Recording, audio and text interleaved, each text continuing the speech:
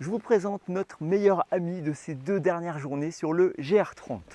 Alors, on va commencer dans cette vidéo, je vais vous faire le résumé de notre 7e journée et de notre 8e journée.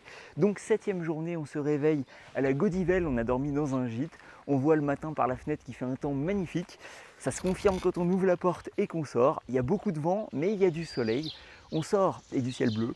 On sort, on prend la petite route et on arrive directement au lac d'en haut. On avait vu le lac d'en bas, maintenant on voit le lac d'en haut. C'est un lac privé, mais c'est très joli. On continue ensuite notre itinéraire, on traverse de grands espaces, on passe à travers des champs. D'ailleurs, on passe même dans les champs en fait. Il y a même les troupeaux qui sont là, les bêtes, les vaches avec les taureaux. Et on doit parfois passer vraiment très proche. Peut-être que ce sont des animaux qui sont habitués à la présence de randonneurs. Quoique, il n'y a pas non plus énormément de randonneurs sur le GR30, enfin c'est ce qu'on trouve là en ce moment. Donc voilà, peut-être, peut-être pas. Bref, ça se passe très bien, on traverse plusieurs champs, plusieurs pâturages comme ça. On arrive ensuite à Église-Neuve. Église-Neuve, c'est un hameau, un petit village. Il y avait une fête foraine quand on est passé avec des autotamponneuses, des petits stands, une brocante même. On est passé à midi et demi, donc la boulangerie venait de fermer. Enfin, tout était fermé ce midi-là, donc on a mangé sur un banc nos provisions. Et puis ensuite, on a continué. On s'est dit qu'on allait faire une longue étape ce jour-là parce que c'était la plus belle journée prévu sur notre itinéraire du GR30, ça s'est confirmé d'ailleurs. Temps magnifique, grand ciel bleu, grand soleil, il a fait plus de 20 degrés, donc pour un mois de juillet, c'était idéal.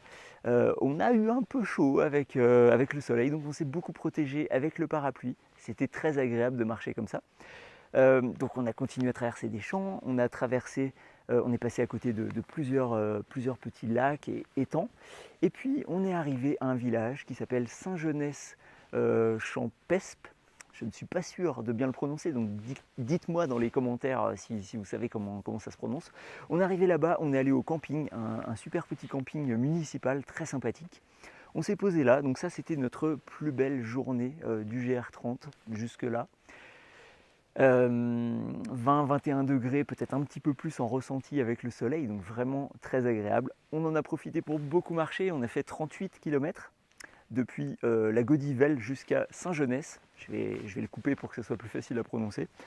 Donc on se pose au camping, la nuit se passe très très bien, et puis à 6 h du matin, on entend sur la toile le bruit caractéristique de la pluie, donc la pluie était de retour, et ne nous a pas quittés jusqu'à il y a une dizaine de minutes. Là je suis sorti, là il est 19 h, donc je suis sorti, nous sommes à Picherande. Donc nous sommes partis ce matin de Saint-Genès en pliant les tentes qui étaient complètement trempées par-dessus les sacs, comme on l'a fait plusieurs matins, sauf que ce jour-là, impossible d'avoir un seul rayon de soleil, impossible d'avoir une seule interruption de la pluie. Ça a été de la pluie toute la journée, parfois de la bruine, parfois des trombes, mais vraiment des trombes d'eau, un vent mais très très fort. Nos parapluies résistent extrêmement bien au vent d'ailleurs. Du froid ressenti énorme. Là il fait 10 degrés ce soir, mais avec la pluie, quand on est trempé au bout d'une journée de marche, on a fait 22 km aujourd'hui, la boue horrible, il y a énormément de boue, donc on en avait de partout. Donc tous ces éléments font qu'on était très très heureux d'arriver au gîte ce soir à Picherande, très heureux de se laver, de faire sécher les affaires près du poêle, il y a un poêle tout neuf. Donc on va être très bien à ce gîte. La journée a vraiment été très très difficile.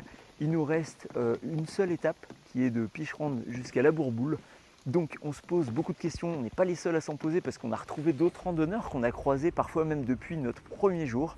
Donc on n'a pas croisé énormément de monde, mais il y a 5 personnes qu'on a recroisées régulièrement, 2 couples et une personne solo. On s'est recroisés vraiment tout au long de notre parcours. Et là ce soir la question c'est de se dire qu'est-ce qu'on fait demain, quoi? Est-ce qu'on continue? Le problème c'est qu'ils annoncent ce temps pour tous les jours de la semaine. Là on est lundi ce soir. Et pas d'amélioration avant vendredi peut-être. Bref, la nuit porte conseil, on avisera demain.